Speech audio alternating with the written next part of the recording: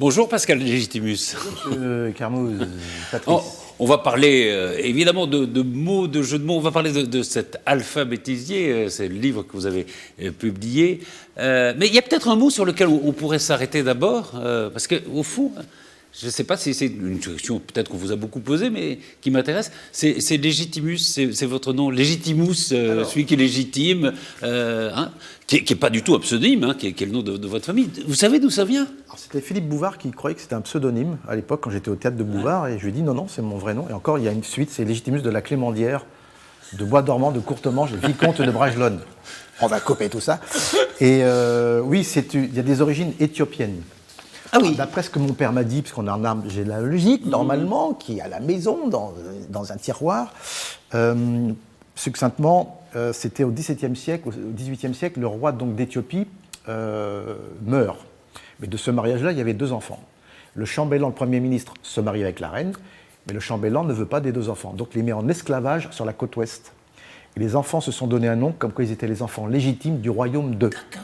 C'était avant légitime à faux. Et à chaque fois qu'un esclave donc, apparaît, on lui donne un nom qui correspond à un métier, alors charpentier, tout ça. Et là, donc, c'était un surnom qui voulait dire qu'ils étaient les enfants légitimes du royaume. Et la lignée qui a continué, c'est le Négus, Haït Sélassié. Donc, j'ai des origines éthiopiennes via l'Afrique et arméniennes par ma mère. Par votre mère, oui, qui était... Mais bizarrement, la langue éthiopienne et arménienne ont des points communs. Et bizarrement, l'Arménie et l'Éthiopie, ce sont les 2 premiers peuples chrétiens. Tiens. Donc, je suis issu d'un truc un peu bizarre. Oui, c'est un peu... Un peuple qui n'a pas beaucoup souffert. Non, mais c'est vrai que quand j'ai appris ça il y a 30 ans, j'ai dit « Ah oui, d'accord ». Et donc, la CIA s'en est mêlée parce qu'en même temps, la famille voulait un peu légitimer, si je puis dire, cette origine. Et la CIA, via, je ne sais plus trop qui, c'est mon oncle qui m'a raconté ça, qui a dit bon, « Vous vous calmez, c'est bon, on laisse comme ça, il n'y a pas besoin de retrouver les racines de... » Donc ça prouve que ça a été vrai. D'accord. Et alors évidemment, il y a souvent les acteurs, les comédiens, les humoristes se demandent est-ce qu'on est légitime ou est-ce qu'on est utile. C'est une question que vous êtes posée de temps en temps. Ouais, je pense que j'ai fait ce métier-là au départ par carence affective, comme souvent, c'est-à-dire qu'on a envie d'être aimé, donc on fait un métier où on est tout seul, où on partage des choses avec des camarades, et puis les gens vous aiment. Ensuite, je l'ai fait c'est par passion. Et à partir de 40 ans, je me suis dit, j'ai envie d'être dans la transmission. Donc il y a 3 étapes comme ça. Oui, c'est vrai qu'on va y revenir. C'est vrai que vous avez travaillé pour vous avez travaillé en groupe, vous avez travaillé aussi beaucoup pour les autres, avec notamment des mises en scène et des choses comme ça. Et je parle de cette question de l'utilité parce que on a l'impression, mais je ne sais pas si c'est une impression que les artistes ont eux-mêmes, d'être un peu différents des autres. Est-ce que c'est vous qui avez cette impression-là ou est-ce que c'est le public qui vous renvoie cette image ? Je pense que c'est le public qui nous renvoie, qui nous starifie, parce que moi j'essaye d'être simple, de vivre normalement, évidemment. On a un statut médiatisé de qu'on est toujours en lumière. Mais c'est vrai que quand je prends l'avion, souvent je passe ma vie dans les cockpits, parce que les commandes de bord ont toujours envie de côtoyer un peu la lumière. Donc, et quand on va dans un restaurant, évidemment, il y a un tapis rouge, on vous aime, donc on leur a fait du bien, ces gens-là, donc ils nous le renvoient gentiment. Donc on nous donne une superbe table. On a des avantages, c'est pas mal, ça. Des avantages en nature, mais je pense que c'est de l'amour. Donc je ne vais pas... Et est-ce que...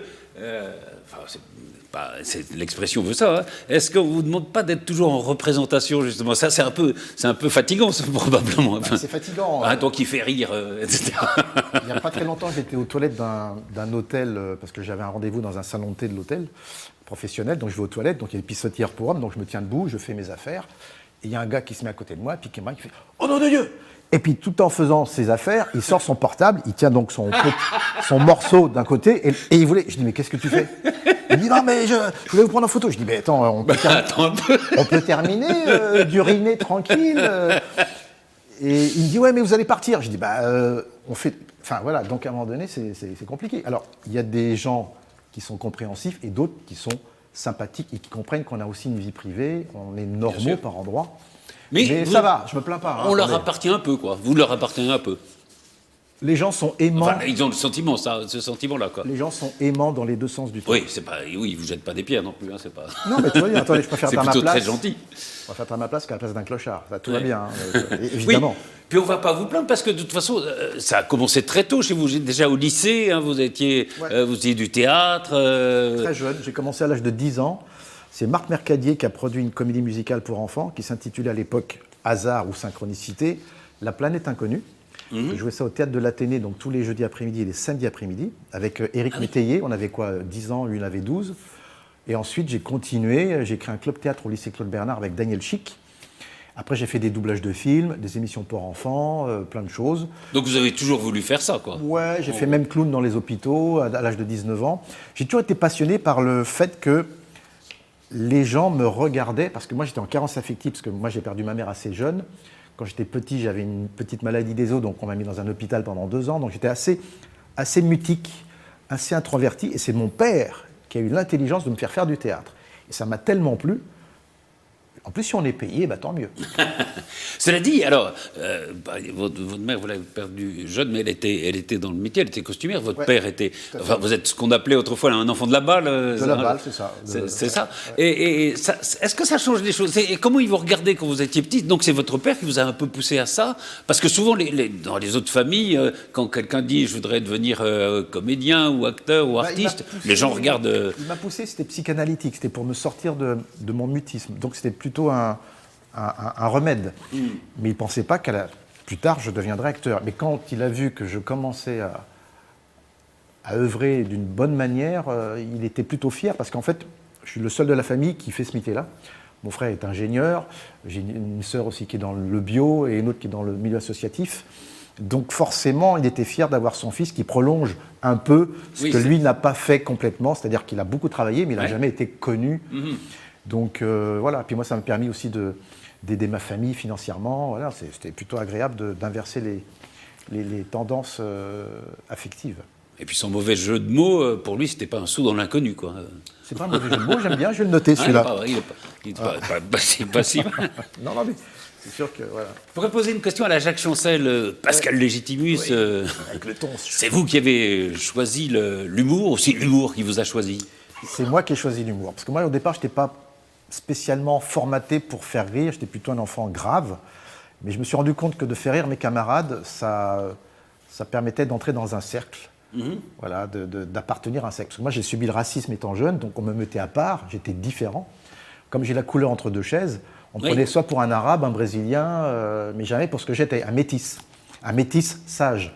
Donc, l'humour m'a quand même bien sauvé, donc je continue. Oui, il faut savoir faire rire pour désamorcer un peu... Ouais, j'avais des copains qui jouaient de la guitare, qui draguaient les filles, moi je faisais rire, voilà.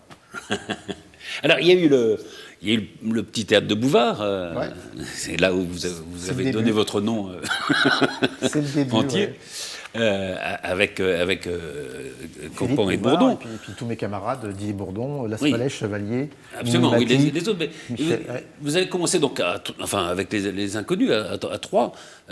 C'était important de ne pas être seul, d'avoir le regard des autres, d'avoir peut-être la protection des autres. C'est pas seulement ça, c'est que moi je suis un homme de troupe. J'aime bien partager, j'aime bien jouer avec. Moi tout seul, j'ai fait 2 seuls en scène. Oui, vous l'avez fait. J'avoue, parce que j'avais des choses à dire personnelles, qui étaient en dehors de la dynamique des Inconnus. Mais j'avoue que d'être seul, il faut être courageux. Mais j'adore, moi, l'esprit de troupe, répéter une pièce de théâtre, partager, travailler avec, échanger. J'adore ça. Et c'est différent quand on est seul. Vous avez été aussi 2 avec Mathilde Lamé. Avec Mathilde Lamé, j'ai joué avec Michel Bernier dans Nuit d'ivresse. Oui, je fais plein de choses, mais... Mais ça, c'est du théâtre, c'est plus du théâtre. C'est des exercices différents d'être à 3 avec les Inconnus, d'être seul dans le one-man show ou d'être dans une pièce de théâtre. On a un regard. Quand on est seul, on prend des risques. On sait pas, on est tout seul. Dieu, il a créé tout ça en 7 jours. Moi, je crée un spectacle. Je suis pas Dieu, mais je crée un spectacle. Ça me prend 1 an, donc c'est compliqué. Mais quand on est plusieurs, il y a un écho, un regard. On est sur la bonne route. Dès qu'il y a une divergence, hop, le regard de l'autre. Oui, le regard de l'autre, c'est important. C'est important. Et puis, s'il y en a 2 sur 3 qui rigolent, ça veut dire que déjà, alors s'il y en a 3 sur 3, c'est emballé, c'est pesé. Allez, hop.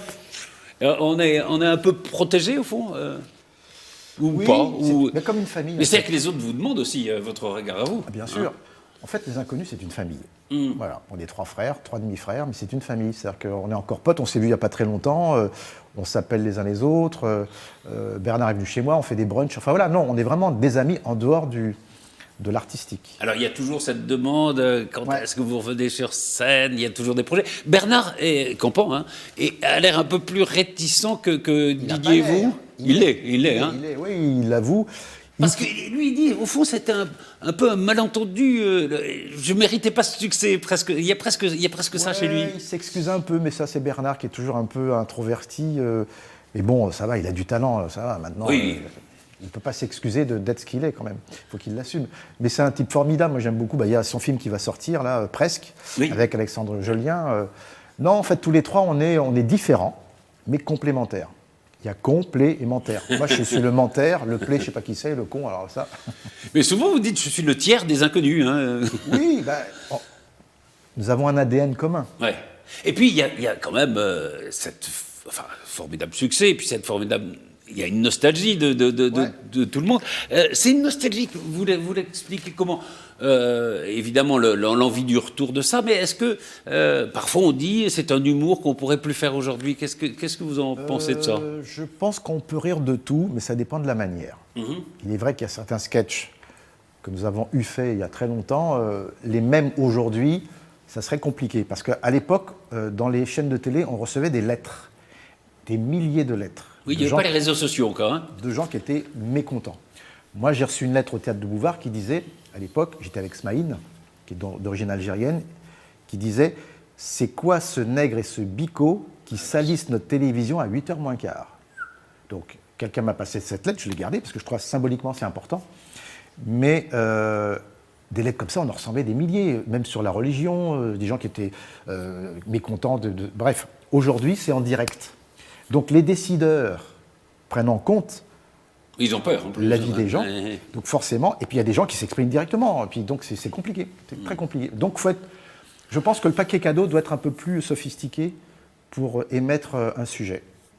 Donc, parce que je crois que c'est Didier qui dit bon, on pourrait reprendre des sketchs qu'on a fait, et puis d'autres qu'on écrirait peut-être, des nouveaux qu'on a fait. Si nous devions revenir sur scène, je pense qu'on prendrait les anciens sketchs, parce que les gens voudront les tubes. Bien sûr. Voilà, si Michel Fugain ne chante pas C'est un beau roman, on est déçus. Donc on prendrait des anciens sketchs et on remanierait à la sauce moderne avec donc des choses contemporaines. Donc ça ferait un peu de nouveau et puis on écrirait peut-être 3 sketchs nouveaux. Mais c'est pas d'actualité. Pour l'instant, c'est plutôt il y a plutôt un film. C'est plutôt un film en ligne de mire qu'on risque de tourner avec un metteur en scène qui nous propose. Ah, ça ne sera pas vous là, ce coup-ci. Non, c'est ça qui est différent et qui était plutôt original et ça nous a plu. En fait, ce qui était sympathique, c'est qu'on a dit oui sans se concerter. Donc tous les trois, tous les trois, chacun de son côté. On s'est coagulés sur la même énergie sans se concerter. C'est pour ça qu'on a dit oui, c'est que ça nous a plu. Bref, donc c'est prévu pour... Alors après, on n'a pas encore signé en bas de la page, donc on ne dit rien. Et, la notoriété que vous a donnée, évidemment, les inconnus, elle était formidable parce que c'est un accélérateur de carrière. Est-ce que parfois, elle vous a aussi emprisonné ? Oui, parce que de temps en temps, il y a des gens qui pouvaient dire oui, mais ils ne sont pas libres. Oui, mais ils sont à 3. Oui, mais ils sont à 3. Peut-être qu'ils vont... Ouais. Mais maintenant, c'est plus le cas, parce que je vois que Didier, il travaille différemment, Bernard aussi, donc moi j'ai des projets. Donc, en fait, il y a le plot commun, le pot commun, et puis après, ce sont des électrons libres, et puis qui reviennent, et puis on fait des allers-retours comme ça. Mais il y a aussi l'image, enfin, qui est collée, ou l'étiquette qu'on colle. C'est une bonne étiquette, j'adore. C'est une belle étiquette. Ah oui. bah, ouais. Non, mais bien sûr, mais c'est vrai que parfois on a envie de faire. Enfin, Campan, il a fait se souvenir des belles choses, enfin, qui avait changé sa carrière. Vous avez fait Crime en série, vous, à la télé, qui étaient des choses très, très différentes. C'est parfois des étiquettes difficiles à décoller. Alors, je ne sais plus qui m'avait dit ça, un copain qui m'a dit Pascal, si tu fais quelque chose et que c'est de la qualité, les gens aimeront quoi qu'il en coûte. Si c'est de la merde, les gens diront ouais, c'est moins bien. Donc en fait, notre but, et on est condamné à faire de la qualité. Donc les choix que nous faisons sont spécifiques et sont bien choisis. Donc quand Bernard a choisi son rôle, enfin il a été choisi par Zabou pour faire le film Se souvenir des belles choses, le scénario était génial. Moi, crime en série, on m'a dit, mais toi, Pascal, tu vas pas faire un truc de profileur, c'est un drame, toi, tu as une étiquette de comédie. Si c'est bien, je le fais, c'est pas bien, je le fais pas. Il se trouve que c'était génial. En fait, c'est pas le public qui colle les étiquettes, c'est souvent le milieu qui se dit le public va pas aimer. Hein. C'est vrai qu'il y a des gens, il y a des intermédiaires qui ont une prétention alors que ce ne sont pas des artistes, ce sont plutôt des financiers qui regardent en bas de voilà, bon, combien ça va coûter et combien ça va nous rapporter. Alors que, je crois que c'est Sarkozy qui disait ça il n'y a pas longtemps, c'est pas l'argent qui fait le projet, c'est le projet qui fait l'argent. Absolument. Bonne Voilà, définition. j'ai tout dit, au revoir, salut. Vous avez travaillé beaucoup avec les autres. Vous le disiez, il y a la transmission. Vous avez aussi beaucoup travaillé pour les autres. Vous avez mis en scène beaucoup de jeunes humoristes. J'ai fait, à l'époque, j'ai mis en scène Anthony Cavana, Stéphane Rousseau, Arnaud Gidouin, Claire Jazz, Laurent Ruquier. Oui, parce que ce sont des partages, j'adore faire ça.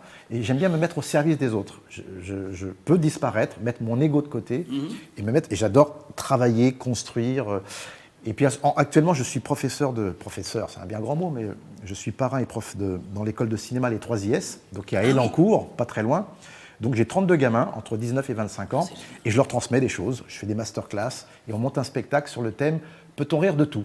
Oui, donc je suis un peu partout, mais j'aime bien, j'adore ça. Et je fais aussi, pour terminer, des stages dans des entreprises, parce qu'il y a des gens qui ont besoin, qui ne savent pas comment transmettre, exprimer des choses, et j'arrive bien à trouver les solutions. C'est mon truc, donc voilà, je continue.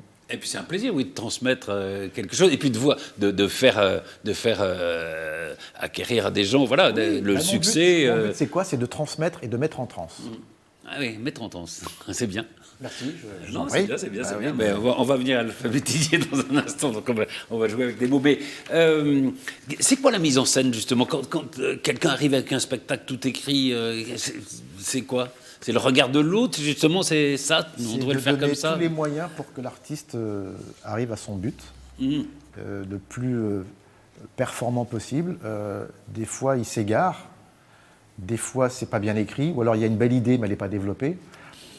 Il y a aussi un jeu de lumière, il y a aussi un décorum. Il y a beaucoup de choses.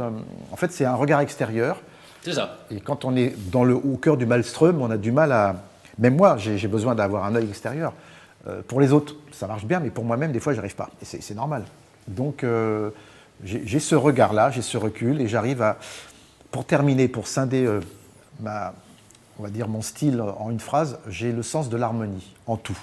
Vous me donnez n'importe quoi, dès que c'est déséquilibré, je peux remettre.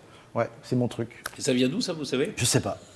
C'est la seule qualité que je peux m'octroyer. C'est genre, je vois n'importe quoi, une affiche, une personne, et je peux dire lui il va divorcer. Ah non, elle est pas bien. Elle c'est un pervers narcissique. Ah lui, la coiffure, le parfum, la couleur. Je sais comme ça. Et vous devriez faire, je sais pas, non, je vous installer comme... Non, mais c'est pour ça que je fais des masterclass et que je peux... parce que ce don-là, ça me permet de diffuser et d'aider plein de gens. Enfin, aider, c'est prétentieux, mais d'accompagner, c'est plus juste. Il y a un thème qui vous est cher, et c'est celui de la différence. Hein, vous avez c'est travaillé la phrase dans Les Trois Frères, quand je dis il faut cultiver la différence et non pas l'indifférence. Avec l'accent créole, je dis, bien sûr. Mais c'est important, moi je l'ai subi moi-même. Donc, comment peut-on reprocher à quelqu'un ce qu'il n'a pas choisi d'être? Et ce qu'il est. On ne choisit pas d'être homosexuel. Voilà. Absolument. Imaginez, dans une minute, je suis homosexuel. Attention, ça y est, je suis homosexuel. Ça n'existe pas, ça. On ne choisit pas d'être noir, arabe, juif, handicapé, aveugle. On ne le choisit pas. Il y a un sketch que vous avez fait avec Christophe Luder, qui est un homme de petite taille, on dit comme ça. Ouais. Non, il est verticalement concentré. C'est pas un nain. Oui, on a fait un sketch sur ce rapport-là. Qui est très drôle, d'ailleurs. Je dis que c'est un nain connu, et lui, moi, je suis un nain connu. C'est ça. C'est ça. Et c'est un thème qui est important aujourd'hui, hein, parce que mais il s'estompe. On a du mal parfois à respecter les différences, justement. Oui, mais ça s'estompe parce que la France se mélange. Hein. Mais se mélange, mais vous voyez bien, on est en campagne électorale, qu'il y a des gens pour qui c'est plus compliqué d'admettre ça. Mais il faut quand même prendre conscience que la France a des racines profondément racisantes. Je sais, en fait, on a peur du voisin de palier, on a peur du gars du village d'à côté. On a peur de ce qu'on ne connaît pas, en fait. C'est pas le racisme du... Non, c'est pas la lettre que vous aviez reçue. Là, c'est pas sale arabe. Non. D'ailleurs, on dit sale. On dit sale Oui, quelque chose. Sale arabe, sale juif, sale niakoué. Oui, comme si les autres étaient propres, quoi. Ben moi, c'est pareil. On dit sale noir. Je suis pas noir déjà. Non. Ça c'est noir. Et je me suis lavé ce matin. Mais ce qui est bizarre, c'est que on rajoute l'adjectif sale. Alors quand on dit sale blanc, c'est moins agressif. Alors que le blanc, c'est ce qui salit le plus. C'est vrai. Je vous laisse réfléchir là-dessus. Oui, non, c'est... Et vous parliez justement après, on va venir au livre, mais du métissage. Parce que je me souviens, c'est quelqu'un qui disait comme ça, moi je suis un blanc pour les noirs et un noir pour les blancs. Ouais. C'est un peu ce qui a pu vous arriver. Ah bah oui, ça je l'ai dit aussi dans mon spectacle où je parle de... Oui, c'est-à-dire que quand j'allais chez les... Parce que moi je suis pas... Non, oui. Je suis café au lait, chicoré. Donc c'est ce que je dis, vous voyez, il y a ça quoi. Hein, C'est ça. Pour les gens du fond, hop, j'intervertis, oui. voilà. Mais donc quand j'allais chez les noirs, on me disait, mais non, toi t'es blanc toi. Et quand j'allais chez les blancs, ben non, t'es noir. Mais non, Oui, c'est ça. C'est compliqué. C'est compliqué. Donc l'humour m'a permis justement de Oui. me faire accepter tel que je suis. On aime mon âme, j'espère, ou ma moustache, mais pas l'apparence. On s'en fout de On l'apparence. s'en fout de l'apparence. Alors, on va venir à cet alphabétisier, voyage en termes inconnus, hein, c'est un très joli sous-titre aussi. Alors, la règle est simple, hein, vous prenez un mot, vous rajoutez une lettre, Ouais. et ça le change. C'est ça. Et c'est un mot, alors, c'est un mot qui n'existe pas dans le dictionnaire normal, mais ça change le mot. Alors, c'est un jeu auquel on peut jouer, c'est très bien, parce qu'on peut jouer, on peut aussi donner des définitions, puis demander aux gens qu'est-ce que ça veut dire. Par exemple, j'en ai noté quelques-unes. Je vous écoute. Un hebdomadaire, par exemple. J'ai bien aimé le hebdomadaire. Ouais, Vous vous souvenez de ce que c'est, Je ne me l'hebdomadaire? rappelle plus parce qu'il y en a tellement, mais dites-moi. Eh ben, c'est un chameau qu'on n'utilise qu'une fois par semaine. Ben voilà. Ouais, Mais j'aime bien le mot célibataire. Ah oui, célibataire, oui. C'est un pervers narcissique. Ouais, moi, je trouve ça plutôt. C'est juste un crottoir. Un crottoir, oui, c'est pour les chiens. Pour les Enfin, il y a chiens. deux... Ouais. Non, il n'y a pas deux définitions d'un crottoir, il me semble. Non, il n'y en a qu'une, non. Crottoir. Et puis il y a aussi. Enfin, il y en a plein. Il y a le pervers avec un T, un V-E-R-T. Alors, ça, c'est un écolo. Moi, j'aime bien aussi, attendez, le pinailleur. Un écolo vicieux. Le pinailleur. Ah oui. Un pinailleur, c'est un mari infidèle. C'est ça. Ailleurs, avec un S, hein, c'est ça. Hein, Oui, c'est ça. le pinailleur. On ne dit pas je tripote, mais j'ai 3 amis. C'est bien ça. Voilà, enfin, Un enjoliveur. Un enjolivreur, pardon. un enjolivreur. Un livreur, c'est un livreur qui est joli garçon, quoi. C'est ça. Donc, puis aussi des définitions. Les gens qui se font chier ont souvent un air constipé. C'est tellement. Enfin, pour moi, ce sont des. Vous êtes amusé, oui, à faire ce. Ah bah, ça a duré 1 an avec notre ami Gilbert Join, oui. qui est journaliste. On a mis 1 an. C'est lui qui a eu l'idée, d'ailleurs, je le remercierai jamais assez. 1 an à s'amuser à dire là. On prend ce mot-là, si on le transforme, ça donnerait quoi comme définition? Donc, non, c'était super. Et du coup, on a trouvé. Après, on a été dans d'autres rubriques. On a aussi trouvé le féminin et le masculin de certaines rubriques. On a créé des histoires, on a fait des métaphores, on a créé des fausses épitaphes. L'épitaphe de Bernard-Henri Lévy, c'est « Admirer ma pierre Dombasle ». Donc voilà, c'est des...